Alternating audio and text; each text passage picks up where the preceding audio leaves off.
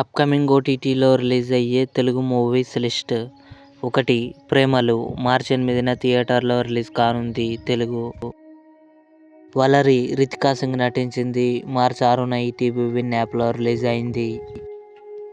యాత్ర 2 మమ్ముట్టి గారు, జీవా కలిసి నటించారు. మార్చి 8న అమెజాన్ ప్రైమ్ వీడియోలో రిలీజ్ కానుంది.